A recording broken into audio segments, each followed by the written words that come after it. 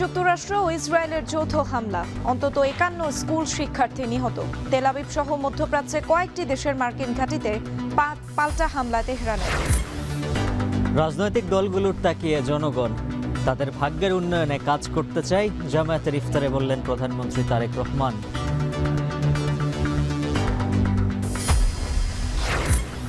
যুক্তরাষ্ট্রের বাণিজ্য চুক্তিতে চরম বৈষম্যের শিকার বাংলাদেশ। বাতিলের সুপারিশ সিপিডির, জ্বালানি ইস্যুতে জাপানি চুক্তিও পুনর্বিবেচনার দাবি।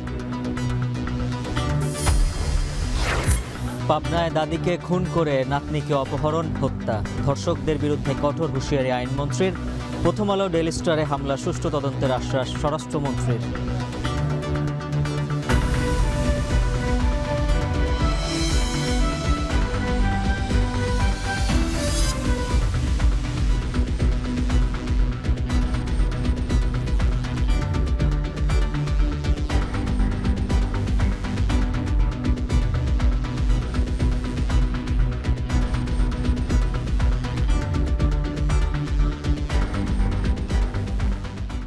দর্শক শুনছিলেন শিরোনাম, স্বাগত এখন সন্ধ্যায়। পুরো আয়োজন জুড়ে সঙ্গে আছে আমরা দুজন, আমি সুমাই রাত্রি এবং আমি উজ্জ্বল হাফিজ। ইরানে যুক্তরাষ্ট্র ইসরায়েলের যৌথ হামলার জবাবে মধ্যপ্রাচ্য জুড়ে মার্কিন ঘাঁটি ও ইসরায়েলের ক্ষেপণাস্ত্র হামলা চালিয়েছে তেহরান। পাল্টা হামলায় তেহরানের একটি স্কুলে প্রাণহানি বেড়ে দাঁড়িয়েছে 51 এবং ইরাকে 2 ও আবুধাবিতে 1জন নিহত হয়েছেন। যুদ্ধের ঘোষণা দিয়ে ইরানের শাসন ব্যবস্থা পতনের ইঙ্গিত দিয়েছেন ট্রাম্প। তবে শত্রুদের পরাজয় নিশ্চিত না হওয়া পর্যন্ত পাল্টা হামলা চালানোর হুমকি দিয়েছে তেহরানও। এই অবস্থায় মধ্যপ্রাচ্যগামী ফ্লাইট বাতিল করেছে অন্তত 20টি বিমান সংস্থা সহ বিশ্বের বিভিন্ন দেশ। আকাশসীমা বন্ধ করেছে মধ্যপ্রাচ্যের 6টি দেশ। আরও জানাচ্ছেন তহিদুর রহমান। ক্ষেপণাস্ত্র হামলা চালিয়ে যুক্তরাষ্ট্র ও ইসরায়েলের যৌথ আক্রমণের পাল্টা জবাব দিচ্ছে ইরান। বিস্ফোরণে কেঁপে উঠছে ইসরায়েল সহ মধ্যপ্রাচ্যের মার্কিন ঘাঁটিগুলো। রিয়াদ, কাতার, কুয়েত, আমিরাত ও বাহরাইনে একের পর এক বিস্ফোরণের শব্দ শোনা যাচ্ছে। খবর পাওয়া যাচ্ছে ব্যাপক ক্ষয়ক্ষতি ও হতাহতের। শত্রুদের চূড়ান্তভাবে পরাজিত না করা পর্যন্ত পাল্টা অভিযান অব্যাহতের হুমকি দিয়েছে তেহরান। ঝুঁকি এড়াতে বাসিন্দাদের তেহরান ছেড়ে নিরাপদ স্থানে যাওয়ার নির্দেশ দেওয়া হয়েছে। আকাশসীমা বন্ধ করেছে ইরাক, বাহরাইন, কাতার, কুয়েত, সিরিয়া ও আমিরাত। জরুরি অবস্থা চলছে গোটা ইসরায়েলে। ভারতসহ অনেক দেশ মধ্যপ্রাচ্যগামী বিমান চলাচলও স্থগিত করেছে। ফ্লাইট বাতিল করেছে প্রায় 20টি বিমান সংস্থা। এর আগে প্রথমে তেহরান সহ ইরানের বিভিন্ন শহরে আচমকা হামলা শুরু করে ইসরায়েল ও যুক্তরাষ্ট্র। এতে দীর্ঘ হচ্ছে হতাহতের তালিকা। তবে খামেনির কার্যালয়ের পাশে বিস্ফোরণ হলেও তিনি নিরাপদ আছেন বলে জানা গেছে।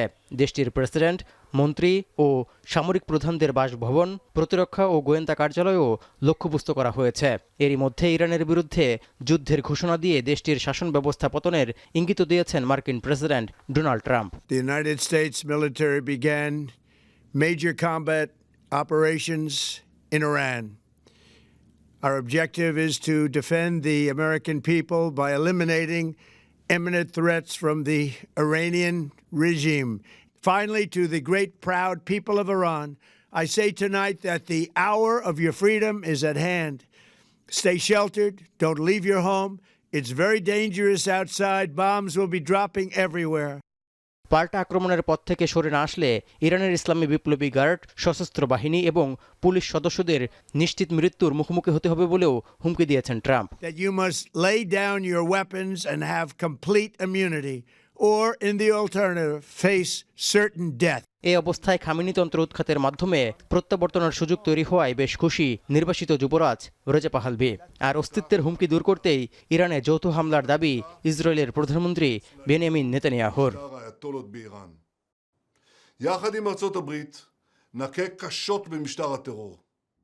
এদিকে পাল্টা হামলার জেরে ইরান সহ মধ্যপ্রাচ্যে থাকা মার্কিন নাগরিক ও কর্মকর্তাদের নিরাপদে থাকার পরামর্শ দিয়েছে হোয়াইট হাউস। কাতারে খোলা হয়েছে জরুরি আশ্রয়কেন্দ্র। তৌহিদুর রহমান, এখন বিশ্ব।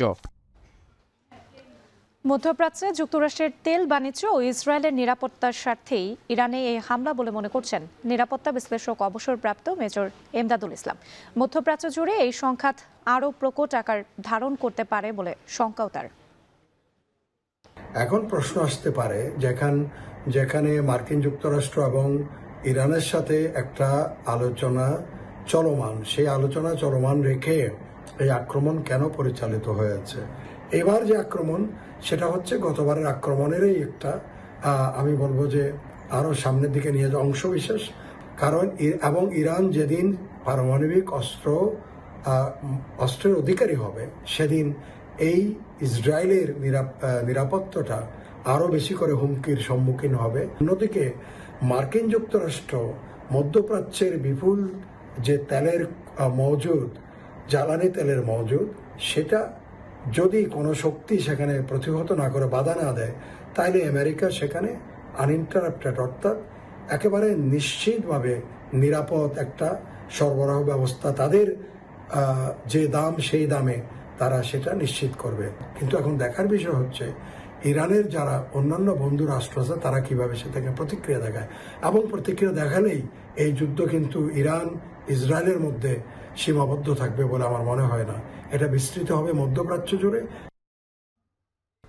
ইরান ও যুক্তরাষ্ট্র ইসরায়েলের পাল্টাপাল্টি হামলার কারণে মধ্যপ্রাচ্যের আকাশপথে অনিশ্চয়তা তৈরি হওয়ায় বাংলাদেশ থেকে মধ্যপ্রাচ্যগামী সব ফ্লাইট সাময়িকভাবে স্থগিত করেছে বিমান বাংলাদেশ এয়ারলাইন্স। পরবর্তী নির্দেশনা না দেয়া পর্যন্ত এই সিদ্ধান্ত বহাল থাকবে বলে জানিয়েছে কর্তৃপক্ষ। স্থগিত হওয়া গন্তব্যগুলোর মধ্যে রয়েছে Abu Dhabi, Dammam, Sharjah, Doha, Dubai, Jeddah, Kuwait, Muscat, Medina ও রিয়াদ। একই সঙ্গে এসব বিমানবন্দর থেকে বাংলাদেশগামী নির্ধারিত ফ্লাইটগুলোর ওপরও স্থগিতাদেশ আরোপ করা হয়েছে। বিমান বাংলাদেশ এয়ারলাইন্সের জনসংযোগ কর্মকর্তা জানান, যাত্রীদের নিরাপত্তা বিবেচনায় এই সিদ্ধান্ত নেওয়া হয়েছে। পরিস্থিতি স্বাভাবিক হলে পরবর্তী ঘোষণা দেয়া হবে। এদিকে ইরান ইসরায়েল উত্তেজনার জেরে কাতারে বাংলাদেশি নাগরিকদের বিশেষ সতর্ক থাকার অনুরোধ জানিয়েছে দূতাবাস কর্তৃপক্ষ। সবাইকে সামরিক স্থাপনা থেকে দূরে থাকতে এবং নিরাপদ স্থানে থাকার পরামর্শ দেওয়া হয়েছে। অন্তর্বর্তী সরকারের সময়ে হওয়া যুক্তরাষ্ট্রের সঙ্গে বাণিজ্য চুক্তিতে চরম বৈষম্যের শিকার হয়েছে বাংলাদেশ। এমন অভিযোগে মার্কিন চুক্তি বাতিলের সুপারিশ করেছে গবেষণা সংস্থা Centre for Policy Dialogue CPD. সকালে ধানমন্ডিতে সংস্থাটির কার্যালয়ে নতুন সরকারের অর্থনৈতিক ও সামাজিক নীতি ও ভাবনা নিয়ে শীর্ষক সংবাদ সম্মেলনে সিপিডির গবেষণা পরিচালক ডক্টর গোলাম মোয়াচ্ছেম বলেন, চুক্তির কয়েকটি ধারা বাংলাদেশের বাণিজ্য ও বিনিয়োগ নীতিতে অযৌক্তিক সীমাবদ্ধতা তৈরি করবে। অন্য দেশের সঙ্গে নতুন চুক্তি করলে তা যুক্তরাষ্ট্রকে জানানো এবং তাদের বিধিনিষেধ মানার বাধ্যবাধকতা থাকায় নীতি স্বাধীনতা ক্ষতিগ্রস্ত হতে পারে বলে শঙ্কা তার। গবেষণা সংস্থাটি আরও জানায়, জ্বালানি ইস্যুতে অন্তর্বর্তী সরকারের সময়ে হওয়া জাপানের সঙ্গে হওয়া চুক্তিটিও পুনর্বিবেচনার দাবি রাখে।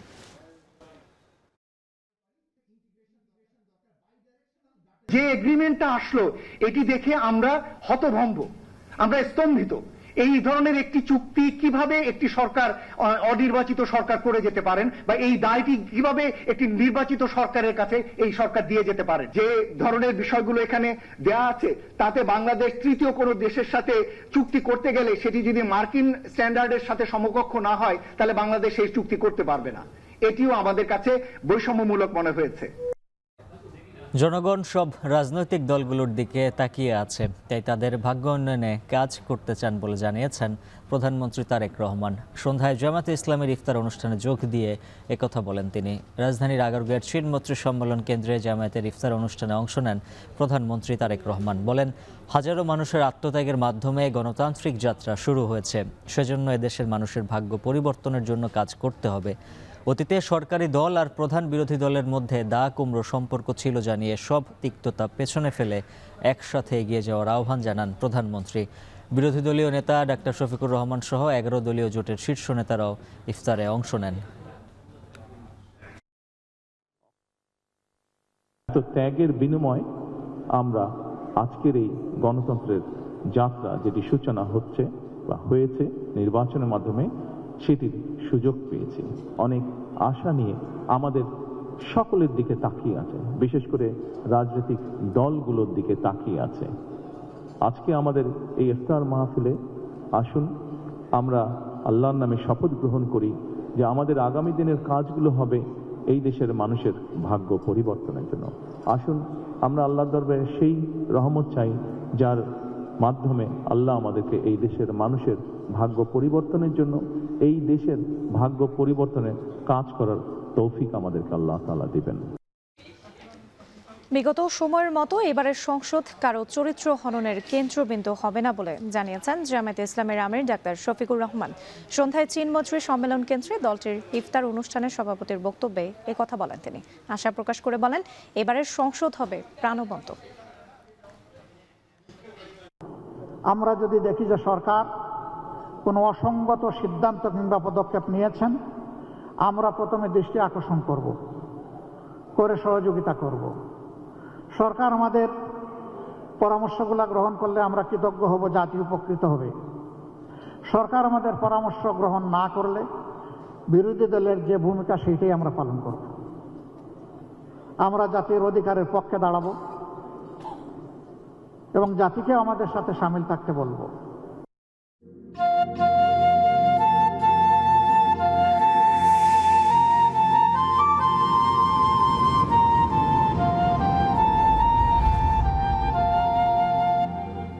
অমর একুশে বইমেলার তৃতীয় দিন আজ। ধীরে ধীরে বাড়ছে পাঠক দর্শনার্থী। নিয়ে বিস্তারিত জানাতে বইমেলা প্রাঙ্গণ থেকে যুক্ত আছেন ফরহাদ বিন নূর।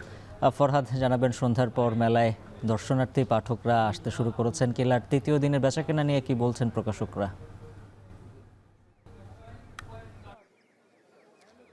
উজ্জ্বল, আমরা দেখেছি ইফতারের পরপরই কিন্তু একটা ঢল একরকম নেমেছে, একটা স্রোত কিন্তু নেমেছে বইমেলার প্রাঙ্গণে। আমরা দেখছি যে ইফতারের পরপরই আমরা যখন ইফতারের ঠিক যেই মুহূর্তটা ছিল তখন কিন্তু আমরা খুব একটা এখানে মানুষজন ছিল না। শুধুমাত্র যারা প্রকাশকরা এবং যারা বিভিন্ন স্টলে যারা বই বিক্রি করছেন তারা ছাড়া আর কিছু গণমাধ্যম কর্মী ছাড়া কিন্তু আমরা তেমন কাউকে দেখিনি। কিন্তু যখনই ইফতার শেষ হয়েছে একটু পরই কিন্তু আমরা দেখেছি যে এখানে বইমেলায় মানুষজন আসতে শুরু করেছেন এবং তারা তাদের পছন্দের বই, পছন্দের লেখকের বই, পছন্দের স্টলে তারা যাচ্ছেন, তারা বই দেখছেন, কিনছেন।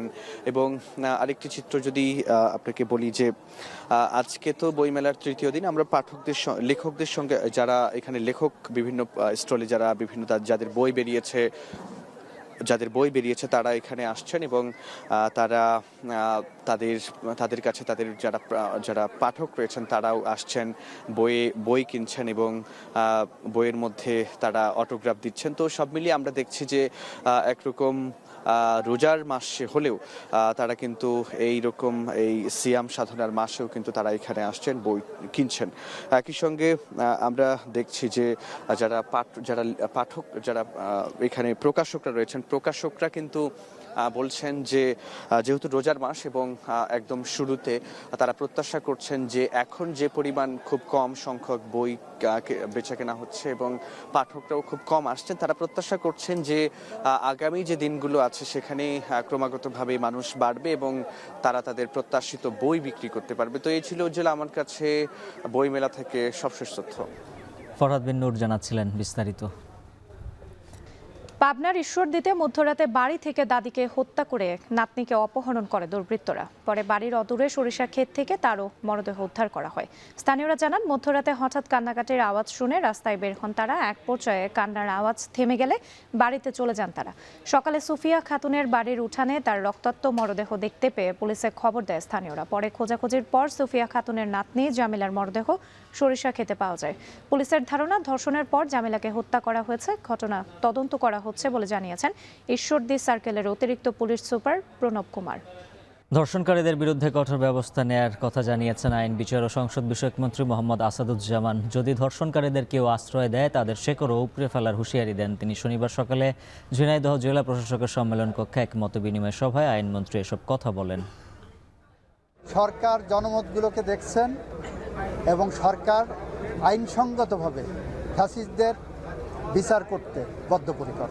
আমার বার্তা, এ ধরনের অপরাধ যেই করে থাকুক এবং তাদেরকে যদি কেউ শেল্টার দিতে আসে তাদেরকে সহ শিকড় উপড়ে ফেলা হবে। শান্তির ম্যান্ডেট ইশতেহার নিয়ে ক্ষমতায় এসেছে বিএনপি। প্রথম আলো ও ডেইলি স্টারের ঘটনা সুষ্ঠু তদন্ত হবে বলে জানিয়েছেন স্বরাষ্ট্রমন্ত্রী সালাউদ্দিন আহমদ। প্রথম আলো ও ডেইলি স্টার আক্রান্ত ও অগ্নিদগ্ধ ভবন নিয়ে শিল্প আয়োজন পরিদর্শন শেষে স্বরাষ্ট্রমন্ত্রী বলেন, এই ঘটনা বিশ্বে বাংলাদেশের ভাবমূর্তি নষ্ট করছে।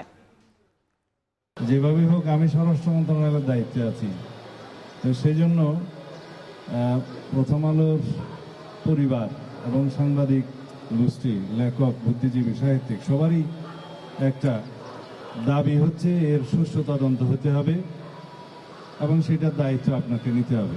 প্রথম আলো এবং ডেইলি স্টারের ঘটনায় আমাকে স্থানীয় কূটনৈতিক মহলে এবং বিদেশে কথা শুনতে হয়েছে। মাননীয় স্বরাষ্ট্রমন্ত্রী যে কথাটি বললেন, আমাদের মাথা হেঁট হয়ে গেছে। আমরা আজকে একটা প্রতিজ্ঞা করতে পারি যে এই ধরনের ঘটনা আমাদের দেশে আর ঘটবে না। ঈদ উল ফিতরকে সামনে রেখে শেরপুরে জমে উঠেছে কেনাকাটা। পোশাকের পাশাপাশি এবার প্রসাধনী সামগ্রীর বাজারেও রয়েছে বাড়তি চাহিদা। বিদেশি প্রসাধনীর পাশাপাশি ক্রেতাদের পছন্দের তালিকায় রয়েছে দেশীয় ব্র্যান্ডগুলো। জাহিদুল খান সৌরভের প্রতিবেদনে বিস্তারিত। ঈদ মানেই নতুন পোশাক, সাজসজ্জায় নিজেকে নতুনভাবে উপস্থাপনের প্রস্তুতি। ঈদের আগে শেরপুর শহরের বিভিন্ন কসমেটিক্স দোকানে ক্রেতাদের ভিড় চোখে পড়ার মতো। এবার দেশীয় ব্র্যান্ডের মেহেদি, লিপস্টিক, ফাউন্ডেশন, ফেস ওয়াশ ও স্কিন কেয়ার পণ্যের চাহিদা বেড়েছে। ভালো মান ও সাশ্রয়ী দামের কারণে দেশীয় বিভিন্ন ব্র্যান্ডের দিকে ঝুঁকছেন ক্রেতারা।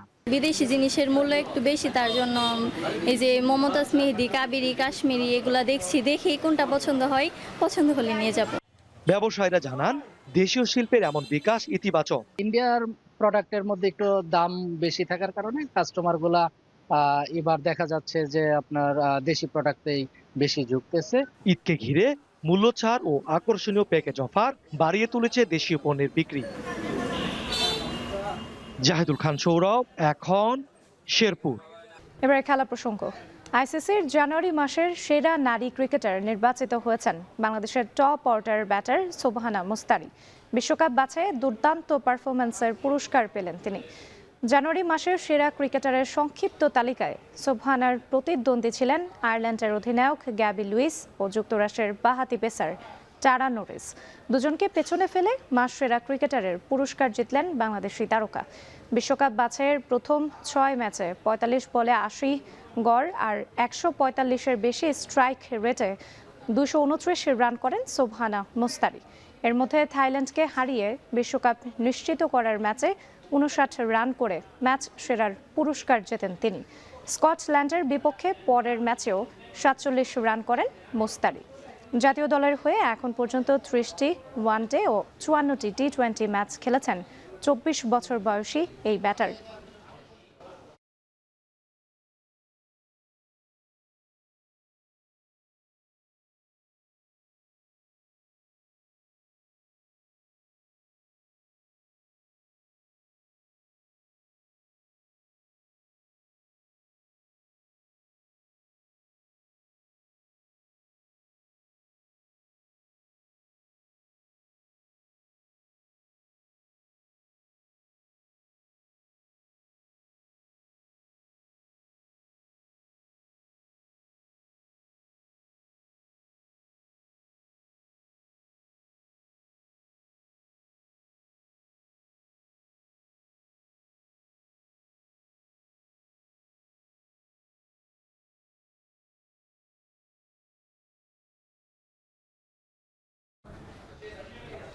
আর এই ছিল এখন সন্ধ্যায়। এখন টেলিভিশন ওয়েবসাইটে দেখতে ভিজিট করুন www.ekon.tv।